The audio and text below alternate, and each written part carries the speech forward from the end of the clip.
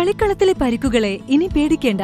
എല്ലാവിധ സ്പോർട്സ് ഇഞ്ചുറികൾക്കുമുള്ള സമഗ്ര പരിഹാരം ഇവിടെയുണ്ട്. ABC orthopaedic hospital, near Kairali theatre, Calicut road, Manjeri.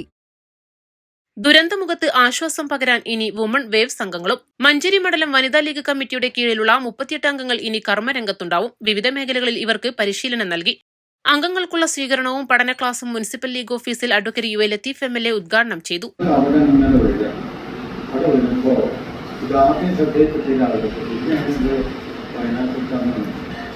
അവിടെ തന്നെ നമ്മുടെ ജില്ലാ പഞ്ചായത്ത്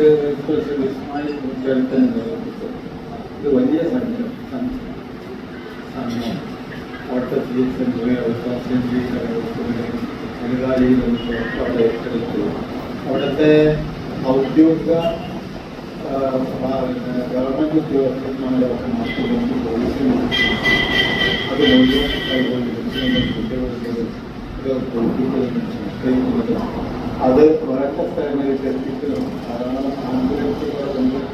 നമുക്കിത് ഓരോ ആംബുലൻസ് അവിടെ കൊണ്ടുവന്നിട്ട് ആർക്ക് എതിർക്കുന്ന വികാസമില്ലാത്ത വളരെ വിജയകരമായ രീതിയിലാണ് കൈകാര്യം.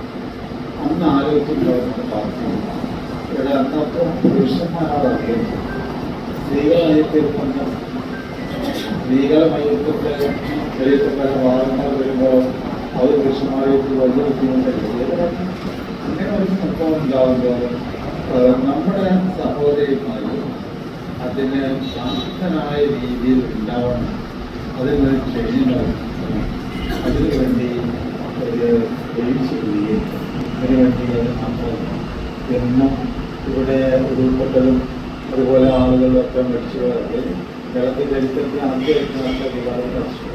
പക്ഷെ എന്നാലും നമ്മുടെ ചുറ്റുഭാഗം ധാരാളം കഷ്ടപ്പെടുന്ന ആളുകളുണ്ട്.